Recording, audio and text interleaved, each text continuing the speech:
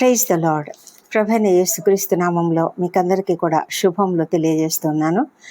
ఈ దినము శనివారం, అంటే వారము చివరి దినం. మరి రేపటి నుండి రేపు పునరుత్థాన దినము, నూతన వారంలోని కూడా మనం ప్రవేశించబోతున్నాము. దేవుడు గత వారం అంతా కూడా మనల్ని ఎంతో క్షేమంగా కాపాడినందుకు ఆ దేవాది దేవునికి వందనములు చెల్లిద్దాం. ఈ దినము మన యొక్క విశ్వాసంను మనం పరీక్షించుకోవాలి. ఎందుకంటే విశ్వాసం అనేది లేకపోతే మనం ఏ గొప్ప పని కూడా చేయలేము. దేవుడు మనకు ఏదైతే వాగ్దానం ఇచ్చి ఉన్నాడో, ఏదైనా ఒక ఆజ్ఞ ఇచ్చి ఉన్నాడా, ఒక హెచ్చరిక, ఒక ఉపదేశం, ఏదైనా సరే ఫలానాది చేయండి, మీరు పాటించండి అన్నప్పుడు తప్పకుండా మనం పాటించగలిగితేనే, విశ్వాసముతో పాటించగలిగితేనే మనము అద్భుతాలు చూడగలుగుతాము. ఇశ్రాయేలీయులకు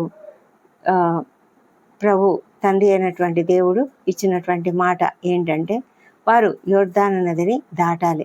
యోర్దాను నది అన్ని సీజన్లలో కూడా చాలా చాలా భయంకరంగా పారుతూ ఉంటుందంట. అయితే అలాంటి యోర్దాను నది, ఆ నది ఎంత లోతుందో ఏమో తెలియదు, కానీ వారు ఆ నదిని దాటాలి. ఒకప్పుడు వారు ఎంతో విశ్వాసంతో ఎర్ర సముద్రంను దాటారు కదా. మోషే వారి ఎదుట వారికి నాయకుడుగా ఉన్నాడు. ఇప్పుడైతే మోషే లేడు. ఇశ్రాయేలీయులు ఒక విధంగా కృంగిపోయి ఉన్నారు. ఎందుకంటే మోషే లేడు. ఇంకా యెహోషువ పైన విశ్వాసంతోనే వారు యెహోషువ నాయకత్వంలో ముందుకు సాగుతూ ఉన్నారు. దేవుడు కూడా యెహోషువను ఎంతో చక్కగా నడిపిస్తూ ఆయన అతనిని ఎంతగానో ధైర్యపరుస్తూ చెప్తూ ఉన్నాడు, నేను మోషేకు తోడై ఉండినట్లు నీకును తోడై ఉంటానని. ఆ విధంగా ఇశ్రాయేలీయులందరూ తెలుసుకోవాలంటే ఈ విధంగా నడిపించబడినప్పుడు మీరు చక్కగా యోర్దాను నది దాటాలి అని ప్రభువు చెప్పాడు. వాళ్ళు ఇచ్చినటువంటి ఆ ప్రభువు ఇచ్చినటువంటి ఇన్స్ట్రక్షన్ ఏంటంటే, లేవీయులందరూ కూడా యాజకులు నిబంధన మందసంను మోస్తూ వెళ్ళాలి. అయితే వాళ్ళు యోర్దాను నీళ్లను అంటే వాళ్ళ అరికాళ్ళు ఆ యోర్దాను నదిలో మోపాలి.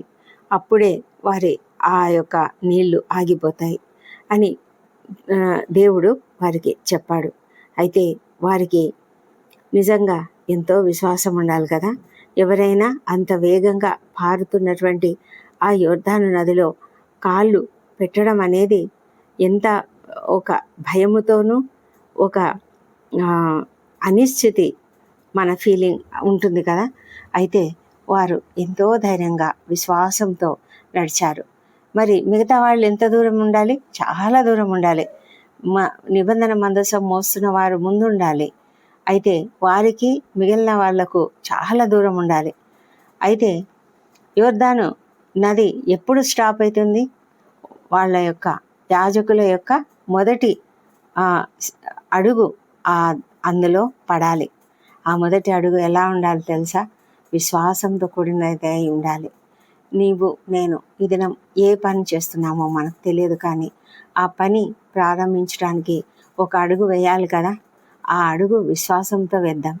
మనం ఏ పని చేస్తున్నా సరే, ఒక నూతన బిజినెస్ స్టార్ట్ చేస్తున్నారా, లేకపోతే ఒక నూతన పని ఏదైనా ప్రారంభిస్తున్నారా, ఉద్యోగం కోసం వెళ్తున్నారా, ఏదైనా సరే మనము విశ్వాసంతో మన అడుగు ముందుకెద్దాం. ఎందుకంటే దేవుడు మన పట్ల మనకు అనేకమైన వాగ్దానాలు ఇచ్చి ఉన్నాడు. మన పట్ల ప్రేమ కలిగి ఉన్నాడు. ఆయన మనల్ని ఎంతో జయప్రదంగా నడిపించాలని ఆయన కోరుతూ ఉన్నాడు.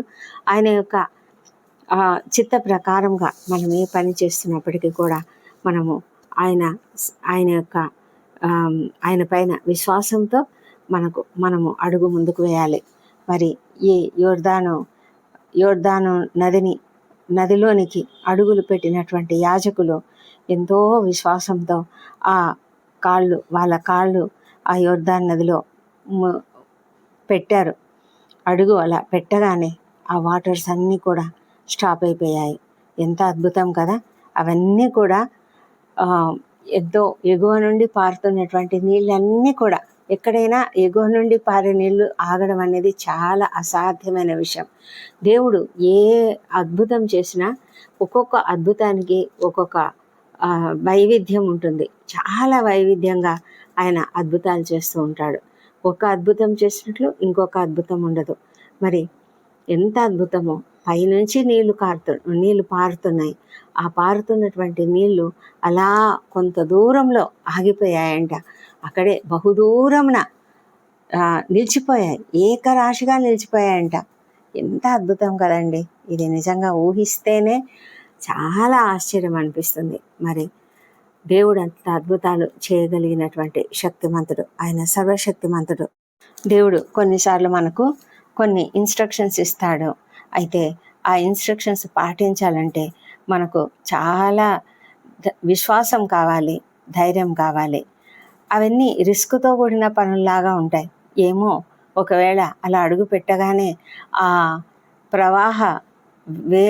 ప్రవాహం ఉన్నటువంటి వేగానికి కొట్టుకొని పోతే అని ఒక అనుమానం కూడా రాకూడదు కదా. అలాంటి విశ్వాసంతోనే కదా ముందుకు సాగాలి. పేతురు అలాంటి విశ్వాసంతో దిగాడు, నీళ్ళల్లో నడిచాడు. కానీ కొంత దూరమే అతడు ప్రయాణించగలిగాడు.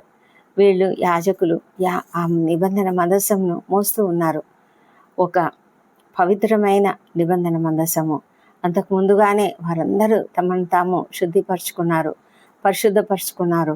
నిబంధన మందసమును ఎత్తుకొని ప్రజల ముందర నడుస్తూ ఉన్నారు యాజకులు. ఆ వెనకాల ఇశ్రాయేలీలంతా కూడా కొంత దూరంలో నడుస్తూ వస్తున్నారు. ఎప్పుడైతే వాళ్ళు వచ్చి ఆ మధ్యలో నిలబడిపోయినప్పుడు ఆ మిగతా వాళ్ళంతా కూడా ఆ పక్క నుంచి అలా ఆ నేల మీద అలా నడుచుకుంటూ వెళ్ళిపోయారు. యోర్దాను నది బాగా ఓవర్ఫ్లో అవుతుంది. అది గట్ల పక్కన ఉన్నటువంటి గట్లన్నిటి మీద కూడా పొర్లి పారుతూ ఉందంట. అయితే దేవుడు ఏం చెప్పాడంటే వాళ్ళని ముందు కదలమని చెప్పాడు. ఇది ఎంత భయమో కలిగించే విషయం కదా. అయినప్పటికీ కూడా విశ్వాసంతో వారు అడుగు ముందుకేశాడు. ఎప్పుడైనా అద్భుతం అనేది మన యొక్క విధేయతలోనే ఉంటుంది. ఎప్పుడైతే మనం విధేయత చూపిస్తామో అప్పుడే మనం అద్భుతాన్ని కళ్ళ చూస్తాము. ఆ నీళ్లు అలా నిలబడిపోయాయి. మనము చాలాసార్లు ప్రభా మాకొక ఏదైనా సూచన చూపించవా, ఇదిగో మేము ఇది అడుగుతున్నాం కదా, ఇది జరుగుతుందా లేదా, మాకొక సూచన చూపించు అని అడుగుతూ ఉంటాము. అయితే ఏది కూడా మనకు క్లారిటీగా ఏది తెలియకపోవచ్చు. కానీ ప్రతిదానికి కూడా మనల్ని మనం కంప్లీట్గా దేవునికి అప్పగించుకోవాలి. ఆయన పైన విశ్వాసము చూపించడమే కాదు, విధేయత చూపించాలి. దేవుడు మనల్ని ముందుకు రమ్మని పిలిచినప్పుడు మనము ఇంకా అంత బాగుందా, అంత సేఫ్గా ఉందా, అలాగైతేనే ముందుకు వెళ్తాను అని అనుకుంటూ మనం కూర్చుంటే అది జరగదు. మరి యోర్దాను నీళ్ళు పారుతూనే ఉన్నాయి. యాజకులు కాళ్ళు పెట్టక ముందు కూడా యోర్దాను నీళ్ళు ప్రవహిస్తూనే ఉన్నాయి. కానీ వాళ్ళు అడుగు పెట్టారు. ఎప్పుడైతే వాళ్ళు అడుగు పెట్టారో అప్పుడు ఆ నీళ్ళన్నీ కూడా నిలబడిపోయాయి. అడుగు పెట్టకముందు అవి ప్రవహిస్తూనే ఉన్నాయి. చూసారా, దేవుడు వారి యొక్క విశ్వాసంను చూస్తున్నాడు. మనం కూడా మన విశ్వాసం ఎలా ఉందో ఆయన చూస్తూ ఉంటాడు. మనం విధేయత చూపించామా లేదా? యాజకులు ఎంతో విధేయతతో, ఎంతో విశ్వాసంతో అడుగులు ముందుకు వేశారు. వారు అడుగులు పెట్టగానే ఆ నీళ్ళలా ఆగిపోయాయి. ఎంత అద్భుతం కదా. మన జీవితాల్లో దేవుడు అద్భుతాలు చేయడానికి ఇష్టపడుతూ ఉన్నాడు. అయితే నీవు విధేయత కలిగి ఉన్నావా? విశ్వాసం కలిగి ఉన్నావా? విశ్వాసంతో అడుగు ముందుకేయి. విధేయతతో నీవు సమర్పించుకొని విశ్వాసంతో అడుగు ముందుకు వేసినట్లయితే తప్పకుండా అద్భుతాలు చూస్తావు. మరి అలాంటి విశ్వాసం మనం కలిగి ఉండడానికి దేవుడు మనకు కృప చూపించునుగాక. దేవుడి కృపావర్తను దీవించునుగాక. ప్రార్థించుకుందాం. పరిశుద్ధుడైన దేవ, సర్వశక్తిమంతుడా, నీకే వేలాది వేల స్తుతులు స్తోత్రం చెల్లిస్తున్నాం నాయన. అద్వితీయుడవు, ఆశ్చర్యకరుడవు, బలవంతుడైన దేవుడు మా తండ్రి, నీవు ఎంత అద్భుతాలు చేస్తావంటే ప్రభా మేము అసలు ఊహించను కూడా ఊహించలేము. వారు యాజకులు ఎంతగా భయపడి ఉంటారో, అయినప్పటికీ తండ్రి నీవు చెప్పావు కాబట్టి వారు అడుగు ముందుకేశారు. విశ్వాసంతో అడుగు ముందుకు వేశారు. విధేయతతో అడుగు ముందుకు వేశారు. తండ్రి నీవు అద్భుతం చూపించావు దేవా. వారి ఎదుట అద్భుతం జరిగించావు. ఎగువ నుండి పారే నీళ్లు ఆగిపోవడం అనేది అది అసాధ్యమైన విషయం తండ్రి. మా ప్రభా తండ్రి, ఇంత గొప్ప అద్భుతాన్ని ఇశ్రాయేలీల జీవితంలో చేసిన దేవుడు మా జీవితాలలో కూడా చేస్తావని మేము నమ్ముతున్నాము. మా ప్రభా, ఇదిగో ఈ ప్రార్థనలో ఏకీభవిస్తున్న ప్రతి ఒక్కరిని కూడా దీవించండి. ఎవరు ఎలాంటి సమస్యల్లో ఉన్నారో మాకైతే తెలియదు, కానీ ప్రభా నీవైతే ప్రతి ఒక్కరి హృదయాన్ని ఎరిగిన దేవుడవు. ప్రతి ఒక్కరిని దర్శించి ప్రభా వారి యొక్క జీవితాలలో అద్భుతం జరిగించమని ప్రార్థిస్తున్నాము. మా ప్రభా ఎంతోమంది అద్భుతాల కొరకు ఎదురు చూస్తున్నారు. ఎంతోమంది వారి జీవితాలలో అనారోగ్యం ఉందేమో స్వస్థత కొరకు ఎదురు చూస్తున్నారు. ఉద్యోగాలు లేక ఉద్యోగంల కొరకు ఎదురు చూస్తున్నారు. ప్రభా అప్పుల సమస్యతో బాధపడుతూ అప్పులు తీరిపోవాలని ఎదురు చూస్తూ ఉన్నారు. మా ప్రభా తండ్రి సంతానం కొరకు ఎదురు చూస్తున్నారు. వివాహంలో కుదరక ఎదురు చూస్తున్నారు. ప్రభా ప్రతి ఒక్కరి జీవితంలో కూడా అద్భుతములు చేయగలిగిన గొప్ప దేవుడవు నీవే తండ్రి. నీకే వందనములు స్తోత్రం చెల్లించుకుంటున్నాము తండ్రి దేవా. ఈ ఉదయ కాలంన మా హృదయంలో నీ సన్నిధిలో నాయన కుమ్మరించుకుంటున్నాము. మా ప్రభా తండ్రి మమ్మల్ని అందరినీ కూడా ఈ ప్రార్థనలు ఏకీభవించిన ప్రతి ఒక్కరిని కూడా నాయన శారీరకంగాను భావోద్రేక పరంగాను ప్రభా ఆత్మీయంగాను ప్రతి ఒక్కరిని స్వస్థపరచమని ప్రార్థిస్తున్నాం ప్రభా. మీరు గొప్ప ప్రేమ కలిగినటువంటి పరమ వైద్యుడై ఉన్నారు తండ్రి. ప్రభా ఎలాంటి అనారోగ్యమైన ఎలాంటి శారీరకమైనదైనా మానసికమైనదైనా ఆత్మీయమైనదైనా బాగు చేయగలిగిన శక్తిమంతుడవు ప్రభా. నీకు అసాధ్యమైనది ఏదీ లేదు మా తండ్రి దేవా. మా ప్రభా నీవు మా యొక్క ఆరోగ్యమును నీవే స్వస్థపరచగలవు, మమ్మల్ని తిరిగి పునరుద్ధరించగలవు ప్రభా. మరి మా యొక్క నీ గాయంలో చేతనే నీవు పొందిన గాయంలో చేతనే మేము స్వస్థత పొందుకొని ఉన్నాం కాబట్టి నీకు వందనం చెల్లించుకుంటున్నాం ప్రభా. నాయన నీవు మాకు వాగ్దానం ఇచ్చి ఉన్నావు, స్వస్థపరచు దేవుడు నేనే అని. ఏ కుటుంబంలో అయితే నాయన భయంకరమైన వేదనకరమైన పరిస్థితులలో ఉన్నారో ప్రభా, అనారోగ్యంతో భయంకరమైన స్థితిలో క్రిటికల్ కండిషన్స్లో హాస్పిటల్స్లో ఉన్నారు తండ్రి ప్రభా. అలాంటి వారందరూ కూడా స్వస్థపరచమని ప్రార్థిస్తున్నాం. ఎంతోమంది కీమోథెరపీలో కూడా డయాలసిస్లో కూడా వెళ్తున్నారు. దయ ఉంచండి ప్రభా. మరి వారిని స్వస్థపరిచి వారి జీవితాలలో అద్భుతం జరిగించమని ప్రార్థిస్తున్నాం ప్రభా. తండ్రి నీవు పునరుద్ధరించేవాడవు తండ్రి, తిరిగి కట్టువాడవు. మా గాయపడిన హృదయంలో కూడా మీరు కట్టుదేవుడవు తండ్రి. నీకే వందనం చెల్లించుకుంటున్నాం. ప్రతి ఒక్కరి సమస్యను కూడా తీర్చమని ప్రార్థిస్తున్నాం ప్రభా. మా తండ్రి దేవా, ప్రతి నొప్పి ఉన్న చోట బాధ ఉన్న చోట వారికి కావలసినటువంటి నెమ్మదిని ఆదరణను దయచేయమని ప్రార్థిస్తున్నాం ప్రభా. అనారోగ్యం ఉన్న చోట తండ్రి వారికి స్వస్థతను తీసుకురమ్మని ప్రార్థిస్తున్నాం.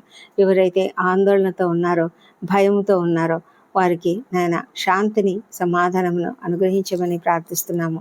సమస్త జ్ఞానమునకు మించిన దేవుని సమాధానము వారికి దయచేయమని ప్రార్థిస్తున్నాం ప్రభా. మా తండ్రి ఈ ప్రార్థనలో ఏకీభవించిన ప్రతి ఒక్కరూ ఎవరైతే ప్రభా సమస్యలలో ఉన్నారో, పోరాటాలలో ఉన్నారో, బాధలలో ఉన్నారో మా ప్రభా తండ్రి అనేకమైనటువంటి సమస్యలతో కుటుంబాలలో కలతలతో మనస్పర్ధలతో ఉన్నారో అలాంటి వారందరి కొరకు కూడా మేము ప్రార్థన చేస్తూ ఉన్నాం ప్రభా.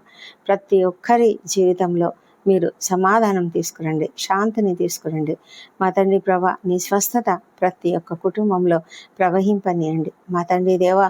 మరి తండ్రి యోర్దాను నదిని ఆపినట్లే తండ్రి ప్రభా మీరు అద్భుతం చేయండి. ప్రతి ఒక్కరి జీవితంలో అద్భుతం చేయండి ప్రభా. ఆశ్చర్యం జరిగించండి మా తండ్రి దేవా. నీకే వందనములు స్తోత్రములు. ఎంతోమంది జీవితాలలో కనిపించినటువంటి బాధ మేము చూడలేము. ప్రతి హృదయాన్ని ఎరిగిన దేవుడవు నీవే. ప్రతి హృదయము తండ్రి తెరిచినటువంటి పుస్తకం నీ ఎదుట మా ప్రభా వారిని మీరు తాకండి. వారికి స్వస్థత సమాధానము అనుగ్రహించమని ప్రార్థిస్తున్నాం. ఎంతమంది అన్యాయాలకు గురై దుఃఖముతో బాధతో కృంగుదలతో ఉన్నారో వారి పక్షంగా న్యాయం జరిగించండి ప్రభా. ఈ దినం ఇంటర్వ్యూలకు హాజరవుతున్న వారికి తప్పకుండా విజయం అనుగ్రహించి మంచి ఉద్యోగాలు అనుగ్రహించండి తండ్రి. ఎంతోమంది ప్రభా అప్పుల సమస్యతో ఉన్నారు దేవా. వారి అప్పులన్నీ కూడా తీర్చివేయమని అద్భుతాలు చేయమని వారి ఎదుట అనేక మార్గంలను తెరవమని ప్రార్థిస్తున్నాం ప్రభా. మా తండ్రి దేవా మీరు ఎన్నటెన్నటికీ మారని దేవుడై ఉన్నారు. నిరంతరము తండ్రి నమ్మదగిన దేవుడు అయినావు తండ్రి. ప్రతి ఒక్కరి కన్నిటిని చూస్తున్న దేవుడు మా ప్రభా. ప్రతి ప్రార్థనను వింటున్న దేవుడు మా ప్రభా తండ్రి. ప్రతి ఒక్క దుఃఖాన్ని చూస్తూ మరి వారిని మీరు బాగు చేయగలిగిన గొప్ప శక్తివంతుడు అన్నారు తండ్రి. కృప చూపించమని వేడుకొంచున్నాము. రక్షణ లేని ప్రతి ఒక్కరిని కూడా రక్షించమని ప్రార్థిస్తున్నాం. ఎంతోమంది తండ్రి నిన్ను అంగీకరించక సిలువ విలువను తెలుసుకోక తండ్రి భయంకరమైన స్థితిలో ఉన్నారు దేవా ప్రభా, మీరే వారిని దర్శించి వారికి మారు మనస్సు అనుగ్రహించమని ప్రార్థిస్తున్నాం ప్రభా. మా తండ్రి, వారి మనోనేత్రాలను వెలిగించమని ప్రార్థిస్తున్నాము. రాకడ ఎంతో దగ్గరగా ఉన్నది ప్రభా. మేము సిద్ధపాటుతో ఉండడానికి ప్రతి ఒక్కరిని మీరు సిద్ధపరచమని ప్రార్థిస్తున్నాము. సేవకులను ఆశ్రయించండి, వారందరి సేవను కూడా మీరు అద్భుతంగా జరిగించండి మా ప్రభానైనా. మరి మా దేశంను దీవించండి, మా దేశంపై నీ పరిశుద్ధాత్మను కుమ్మరించండి దేవా. ఎంతో భయంకరమైన స్థితిలో మేము ఎదుర్కొంటున్నాము ప్రభా. ఎంతోమంది సువార్థికులు, సేవకులు ప్రభా హింసలకు, దాడులకు గురవుతున్నారు. కనికరించండి, వాళ్ళని బాగు ఆ దాడులను అరికట్టమని ప్రార్థిస్తున్నాము. అధికారులు, ఉద్యోగులు, పరిపాలకులు అందరూ కూడా తండ్రి నీతిగా, నిజాయితీగా పనిచేయనట్లుగా సహాయం చేయమని వేడుకుంటున్నాం ప్రభా. మా తండ్రి దేవా, మరి మా ఏ కుటుంబంలో అయితేనైనా మరి పరిస్థితులు చేజారిపోయిన స్థితిలో ప్రభా, కలతలతోనైనా కుటుంబము విడిపోయిన స్థితిలో ఉందేమో ప్రభా.